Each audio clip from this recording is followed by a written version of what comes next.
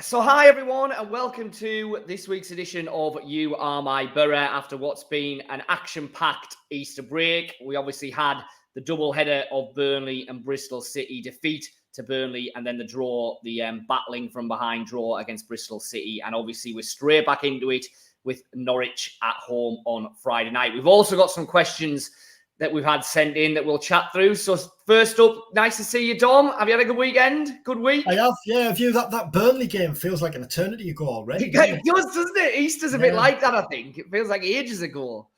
Yeah, but the Bristol City comeback. Obviously, we've been over at, we spoke to Michael Carrick on Wednesday with it being a Friday night game, so we'll have a general chinwag about that. And then the visit of Norwich, which feels like a big game for both teams, I think, doesn't it now? So we talk. We've obviously had the two Easter games. I was at the Burnley game. You were at the Bristol City game. 1 point from it, which obviously is not what would have been kind of wanted at the start. But my feeling at the end of it is actually, I mean, defeat to Burnley. Yeah, Borough. They never really looked like winning that game. But I think you have to caveat that with just how good Burnley are and have been all season. And then, obviously, for half an hour or so at Bristol, well, no, a bit longer than that, to be fair, it looked like it was going to be potentially a really bad Easter weekend. But then by the end of it, the fact that Boro got that point out of it, I thought they kind of came out of it okay, really. What was your general feeling? Yeah, I agree. I don't really want to have a dip into the big bag of cliches less than 2 minutes into our team here, but it did feel like a win coming away from Bristol in some senses, in that, the position Boro were in after 50 minutes, and they didn't look like they'd get back into that game at that stage. They hadn't had a shot on target in the first half. They'd obviously conceded 2 dreadful goals.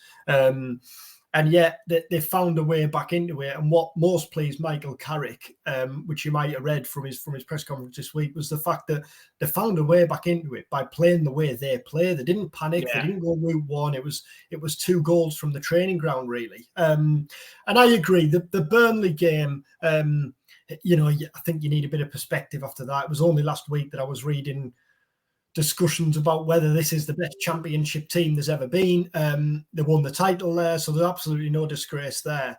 The Huddersfield game we talked about, and then Bristol City, they haven't lost at home since Boxing Day. I think that's 8 unbeaten now. They won at Stoke on Good Friday. Yeah. I think it's a solid point, but I think you could then do with following it up with a win against Norwich on Friday night. What do you reckon? Yeah, it's a strange time of the season, I think, isn't it? Because I think we've all kind of accepted that while mathematically a top 2 finish is potentially still on, I think we all feel that in reality it's not. I think we also all feel that Boro are not going to drop out of the top 6. It's going to need an absolute disaster for them to do that. So it feels a little bit like we're marking time now until we get into the playoffs. And that's a kind of dangerous situation to be in almost, because yes, these games are important. Yes, they matter. We know they've got to build momentum, etc., etc. But, the brutal reality is they're not as important as the 2 games that are going to follow just around the corner against whoever they may be in that playoff semi-final. So I think it's a bit of a strange time. So I think Friday will be interesting, because for all that we're saying, it's a big game for Boro. There's quite a lot on it. It's a much bigger game for Norwich. I mean, this is pretty much make or break for Norwich's season. So it's massive for them. It'll be interesting to see how Boro shape up against that, given that the reality is it's just not as big a game for Boro, is it?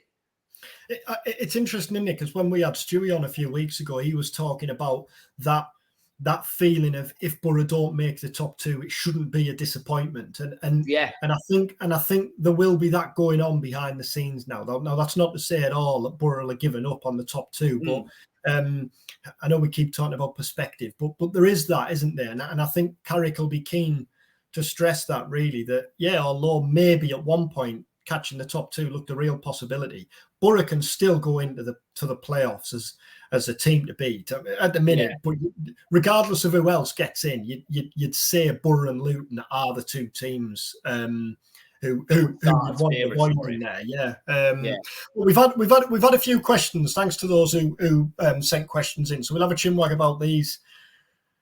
Scott, the first one from Simon, he asked about the wisdom of having both Mowat and Barlaser on the bench rather than Isaiah Jones on there, which we've talked about.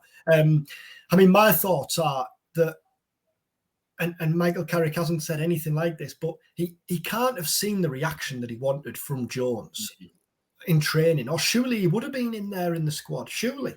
Yeah, I mean, there clearly is a line, however it's happened, that has been absolutely crossed here, that Michael Carrick has decided that he's just not having Isaiah Jones in any way, shape or form. Now, Jones's performances on the pitch haven't been brilliant this season, but I would argue that they haven't been so disastrously bad that you would cut him adrift like this. So that suggests very strongly to me that we're talking about a disciplinary thing here. We're talking about attitude in training. We're talking about how much is he putting in? Is he listening to Carrick? Is Carrick getting the reaction from him that he wants? And as you rightly say, the only conclusion you can draw that over the last month he hasn't been impressed with what's happened since Jones was dropped from the squad, and hence he's not back in it. So listen, I can totally see where the sign of the question's coming from, in that if you're looking to throw someone on to change a game in the last 20 minutes or so, if things aren't quite working or you need a winner, then clearly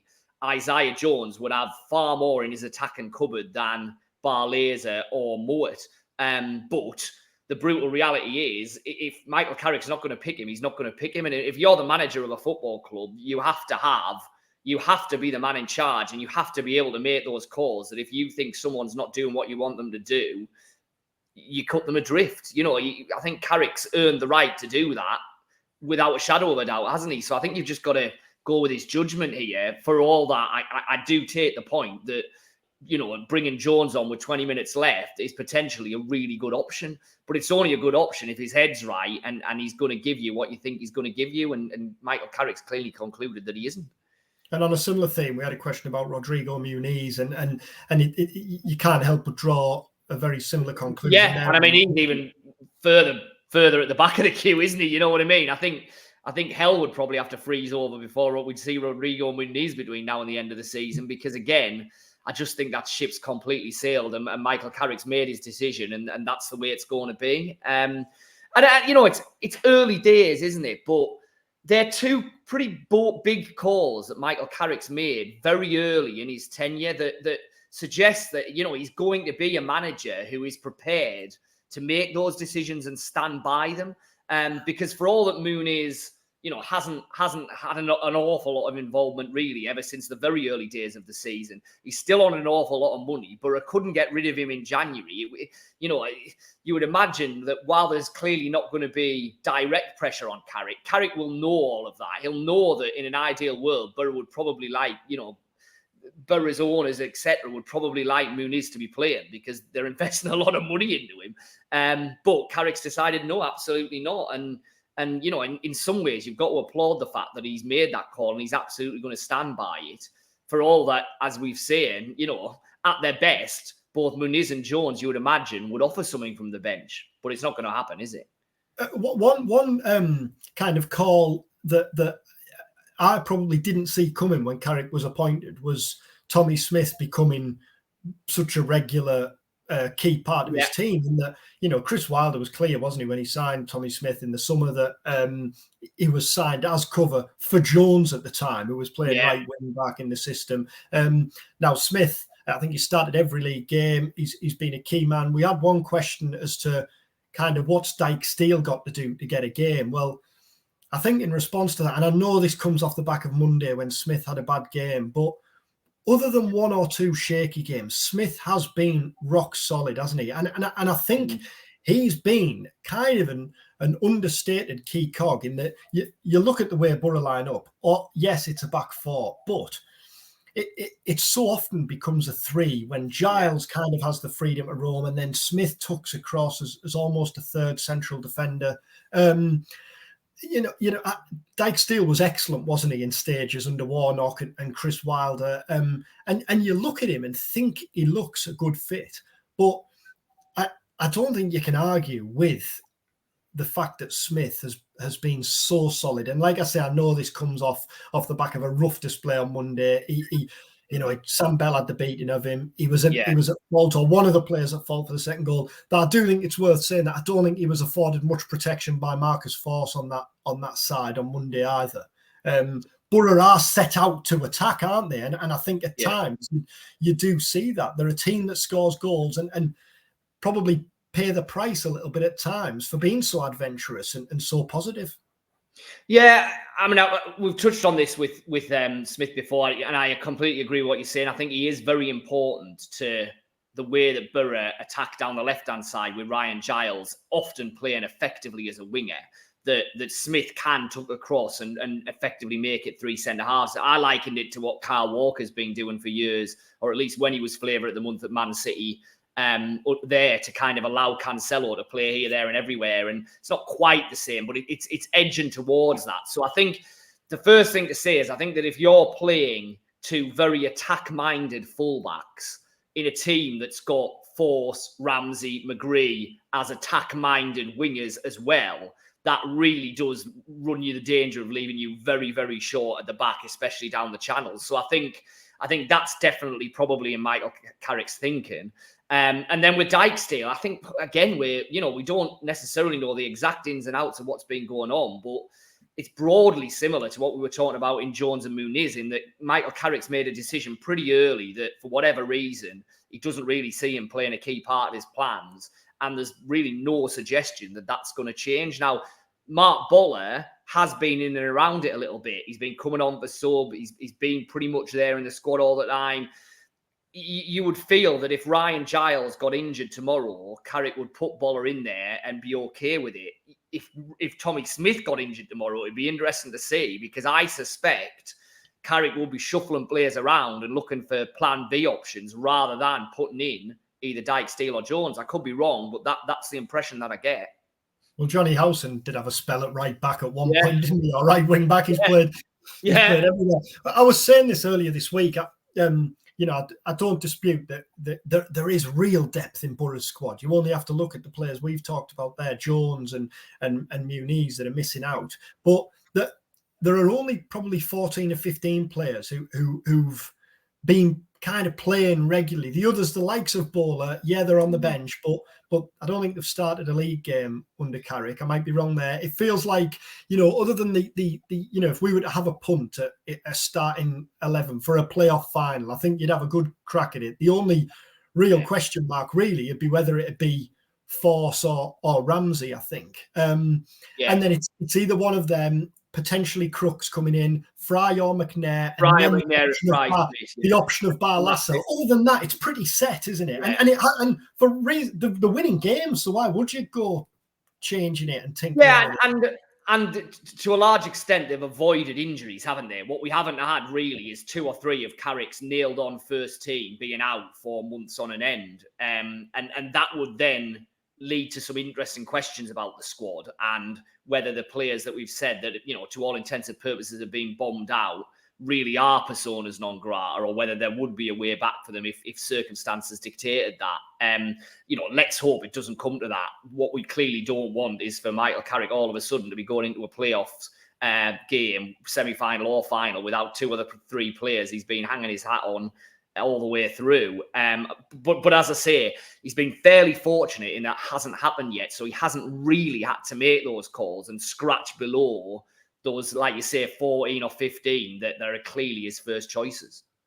Matt Crooks has scored some important goals, hasn't he? I read I saw your piece on that he's almost the Jordan Rhodes of this season. And I think you're right.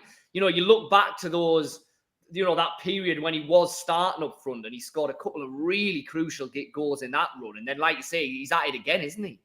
Yeah. And on Monday, he hadn't been great. That's not a criticism of him. It was one of those games, really. He was feeding on scraps. Boro hadn't had a shot on target. It didn't look to be working. And then he gets a chance and clinically finishes it, doesn't it? You can see why.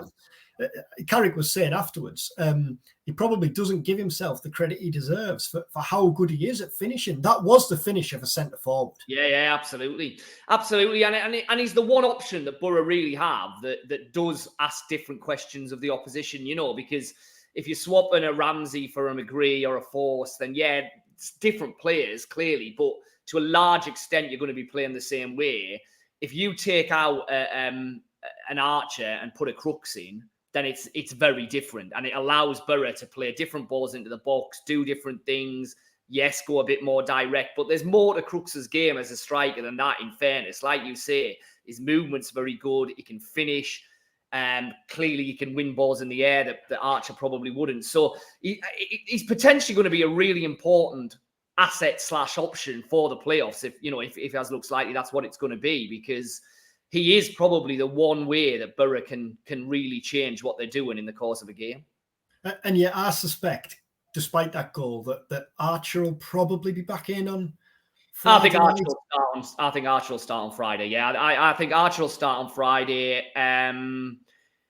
It wouldn't surprise me if it was McGree and Ramsey as the two wide players. And then obviously you were there, but by the sounds of things, Dale Fry probably unlikely. So that probably means McNair still alongside Lenihan at centre half, and that'll be the team, won't it? I would have thought. Yeah, you would think so, unless there's a curveball in there.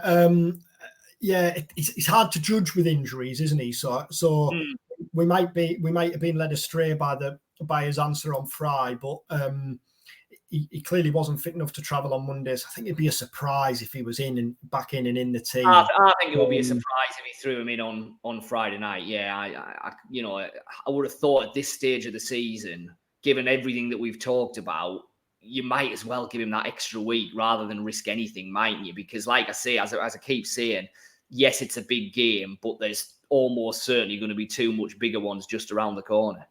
Couple of news lines. Boro have just announced that Sol Bryn is one of 5 youngsters who have chosen to extend exercise the option of a year long, of a year to the contract. Bryn's obviously impressed at Swindon this season on loan. There was League One interest in January, and earlier this week, Michael Carrick was nominated for Manager of the Year, Tuber Akpom Player of the Year, Hayden Hackney Young Player of the Year. Yeah, and Hackney kind of a remarkable transformation, given that he wasn't in the picture at all at the start of the season, but they're all richly deserved nominations, aren't they? It would be some hat-trick, wouldn't it? It really would be some hat-trick. They are massively.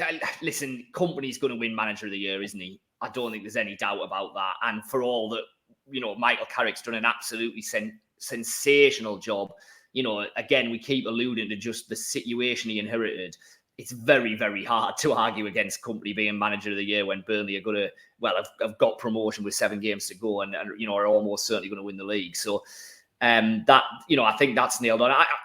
I'd like to see Tuber win it, because I think that, the goals he scored, the story, where he's come from, he's been absolutely fantastic. And yes, Gokares has scored a lot of goals. Teller's been really, really good for Burnley, obviously. And the lads at the back have been good for Burnley.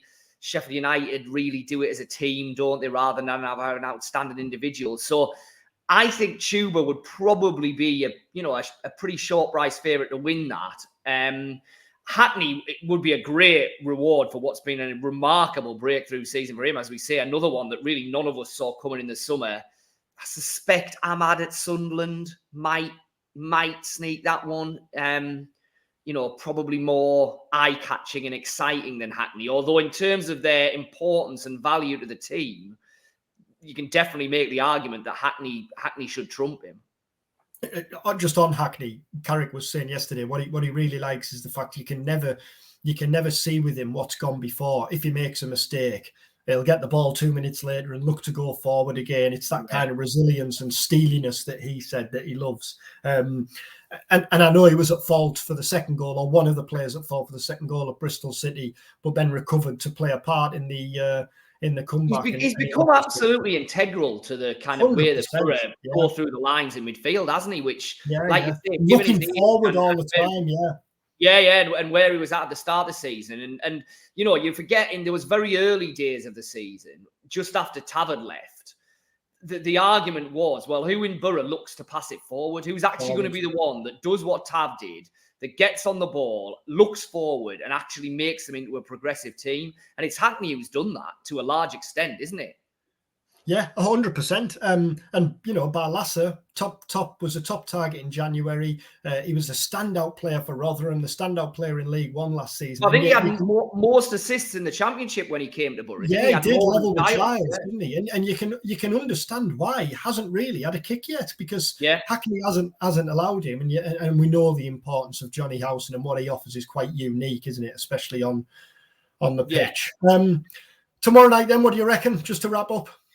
I think it's an interesting one because, like I say, Norwich have to win this game, so that makes them dangerous. But it also means that if Boro can get their noses in front, then I suspect Norwich will have to leave themselves wide open, and that's how I can kind of see the game going. I think that Norwich will come hell for leather, but if Boro can resist that kind of early surge and get in front, then I think the game will be wide open because Norwich have to win it. So I think I can see Boro winning maybe 3-1 with a couple of those goals coming in the last 20, 25 minutes when Norwich are throwing kind of caution to the wind and Boro pick them off on the break. That's a thorough prediction. I think that's the most thorough prediction we've had. Isn't it just? We need bother turning it up. We know what's going on. Are you only saying 3-1 because that's the score you punt on every game you go to? To be fair, you sat next to us. I do. It's my I don't normally have much of a bet at the games that I'm at, but I always have 3-1 both ways. So Boro to win 3-1 and Boro to lose 3-1. I've always done it ever since I started really in the job, and it comes up more than you'd think, to be fair. So 3-1. Brilliant. I'll follow your lead, I think, then, and have it on tomorrow night. 2 home wins had set that lead. What do you think? I think Boro will win because I agree with you. I think Norwich will come and they'll have to have a go, and I think Boro will be positive, and I think it'll be I know I've said this a lot, but again, another kind of big game atmosphere at the Riverside, and I think there'll be a reaction to the comeback at Bristol City, and I think Boro will win maybe 2-0 or 2-1, but I think it'll be a relatively comfortable one. Let's hope we're both right. And 2 wins had perfectly set up that trip to Luton, which we'll talk about next week when we'll be back with a couple of pods. Yeah, we will. We kind of missed one at bank holiday. Obviously, you were down south. We were here, there, and everywhere. So we've only done the 1 this week, but we'll be back to the 2 next week. We'll have a kind of wrap up of Norwich and a look ahead to the midweek game on Monday, and then obviously we'll be looking ahead to Luton at the back end of next week. And as I say, we've got some more guests lined up as well for the next 2 or 3 weeks. So stick with us for You Are My Boro. Enjoy what's left of the rest of your week, and obviously enjoy Friday night. We'll be there. Hopefully we'll be watching a Boro win, and we'll see you next week for another You Are My Boro.